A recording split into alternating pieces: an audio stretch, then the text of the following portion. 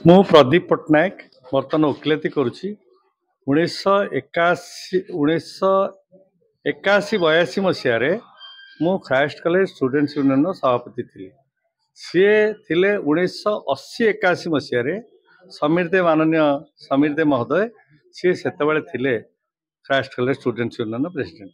ତେଣୁ ଆମେ ଦୁଇ ଜଣ ଯାକ ଏ ଖ୍ରାଇଷ୍ଟ କଲେଜରେ ଧୂଳି ମାଟି ସହିତ ଜଡ଼ିତ ଏବଂ ଏଠି ଯାହା ଯାହା ଉନ୍ନତିମୂଳକ କାର୍ଯ୍ୟ ହେଇଛି ସେତେବେଳେ ସମୀର ଦେଙ୍କ ସମୟରେ ଆମେ ଏଠି ଗୋଟେ ଆମର ଏ ଯେଉଁ ବୋର୍ଡ ସହିତ ଆମର ଟିକେ ସମ୍ପର୍କ ଭଲ ନଥିଲା।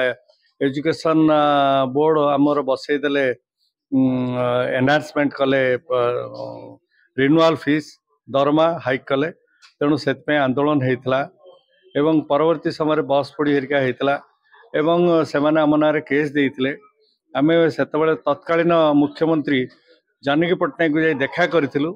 ଦେଖା କଲା ପରେ ସେ ଯେଉଁ ହାଇକ୍ ହେଇଥିଲା ଦରମା ଏବଂ ସେଟା ଖସେଇ ଦିଆଯାଇଥିଲା ଏବଂ 7 ଦିନ ସେତେବେଳେ ସାଇନ୍ ଡାଏ ହେଇଥିଲା।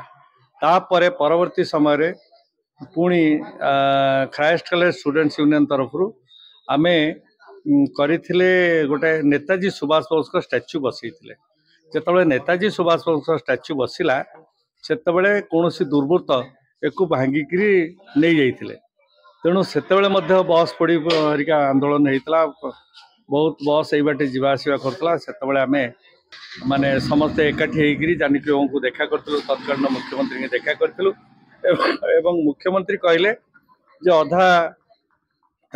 ଅଧା ବସେଇଥିଲ ନେତାଜୀ ଷ୍ଟାଚ୍ୟୁଙ୍କ ଇଏ, ବର୍ତ୍ତମାନ ତମର ଗୋଟେ ପୁରା ସମ୍ପୂର୍ଣ୍ଣ ଯାହା ପଇସା ଖର୍ଚ୍ଚ ହବ ସେ ପଇସା ସମ୍ପୂର୍ଣ୍ଣ ପଇସା ସେଠି ଗୋଟେ ପୁରା ଷ୍ଟାଚ୍ୟୁ ଲାଗିବ, ମୁଁ ସେ ପଇସା ଦେବି। ତେଣୁ ମାନ୍ୟବର ତତ୍କାଳୀନ ମୁଖ୍ୟମନ୍ତ୍ରୀଙ୍କ ପଇସାରେ ଆମେ ଆଗ୍ରହ ପ୍ରକାଶ କରିଥିଲୁ ଏବଂ ଏଠି ଗୋଟେ ଲାଗିଛି।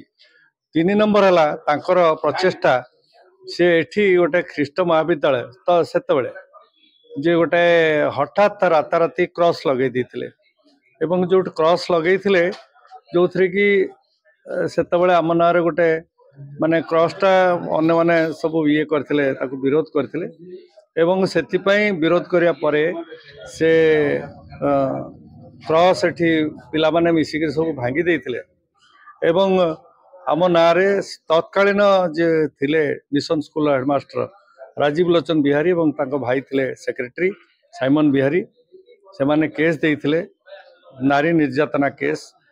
ଏବଂ ପରବର୍ତ୍ତୀ ସମୟରେ ସେ କେସ୍ଟି ତ ମାନେ ପ୍ରମାଣ ଅଭାବରୁ ସେଥିରେ ନିର୍ଦ୍ଦୋଷ ସମସ୍ତେ ଖଲାସ ହେଇଥିଲେ। ଏଥିରେ ସମୀର ଦେ ଥିଲେ, ମୁଁ ଥିଲି, ଅଜିତ ରାୟ ଥିଲେ ଏବଂ ଓମ ପ୍ରକାଶ ରାୟ ଥିଲେ, ମାନେ ସମସ୍ତ ନାଁରେ କେସ୍ ହେଇଥିଲା।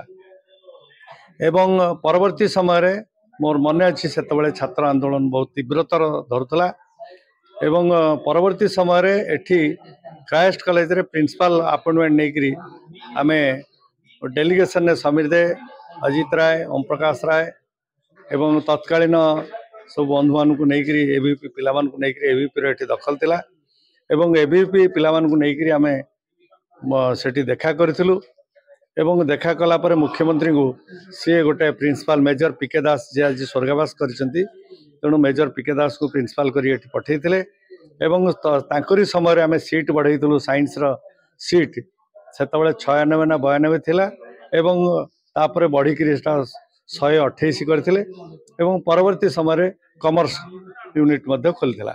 ତେଣୁ ସେ ଯେତେବେଳେ ଏଜୁକେସନ ମିନିଷ୍ଟର ରହିଲେ, ଅର୍ବାନ ମିନିଷ୍ଟର ସମୟରେ ଏଠି ଆମେ ଖଣ୍ଡେ ଜାଗା ଅର୍ବାନ ବ୍ୟାଙ୍କ ଯୋଉଠି ହେଇଛି ସେ ଜାଗାଟାକୁ ଆମେ ଦଖଲ ଭିତରେ ନେଇଥିଲୁ। ତାଙ୍କର ଇନଷ୍ଟ୍ରକ୍ସନ ଥିଲା ଏ ଜାଗା ଖଣ୍ଡକୁ ବଡ଼ ଜାଗା ଖଣ୍ଡେ ହେଲେ ଏଠି ଆମେ କମର୍ସ ୟୁନିଟ୍ ଏବଂ ଅନ୍ୟାନ୍ୟ ପିଲାମାନଙ୍କ ପାଇଁ ଦରକାର ହବ।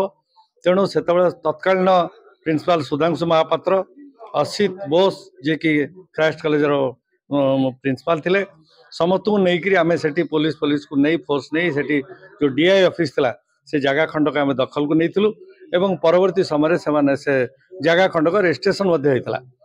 ଏବଂ ଆଉ ଗୋଟେ ସବୁଠୁ ବଡ଼ କଥା ହେଉଛି ସେତେବେଳେ ଏଜୁକେସନ ମିନିଷ୍ଟର ରହିଲେ, ଡ୍ରେସ୍ କୋଡ୍ ଇଣ୍ଟ୍ରୋଡ୍ୟୁସ୍ କଲେ ଏବଂ ସାରା ଓଡ଼ିଶାରେ ଆଜି ସିକ୍ୟୁରିଟି ଗାର୍ଡଠୁ ଆରମ୍ଭ କରି ଯେକୌଣସି ଅଫିସକୁ ଯାଆନ୍ତୁ ସବୁ ସାରା ଭାରତ ବର୍ଷରେ ଡ୍ରେସ୍ କୋଡ୍ ବହୁତ ଆଦରର ସହିତ ଗ୍ରହଣ କରିଛନ୍ତି ଏବଂ ଆଜି ପ୍ରତି ସ୍କୁଲ ଏବଂ କଲେଜ ବାରି ହେଇଯିବ ଏ ଅମୁକ ଡ୍ରେସ୍ ପିଲାମାନେ ଏ SB ଓମେନ୍ସ କଲେଜ ପିଲା, अमुक ड्रेस पिला माने ये रेवेन्सा कॉलेज पिला तेणु ड्रेस कोडटा तांकर उद्यम एवं तांकर मानसिकता नहीं परिवर्तन होता एवं से लागू करथिले एवं एजुकेशन मिनिस्टर थिला बेले से बहुत परिवर्तन आनिचंती एवं क्राइस्ट कॉलेज रो प्रत्येकटी एते सॉफ्ट कॉर्नर तांकर थाए क्राइस्ट कॉलेज रो प्रत्येकटी गोड़ीमाटी एवं शिक्षक शिक्षयित्री एवं अध्यापक अध्यापिका पिलांक सहित एते संपर्क थाए क्राइस्ट कॉलेज ना शुणिले से जेकोसी कार्यक्रम हुए से आसी पहुंचते।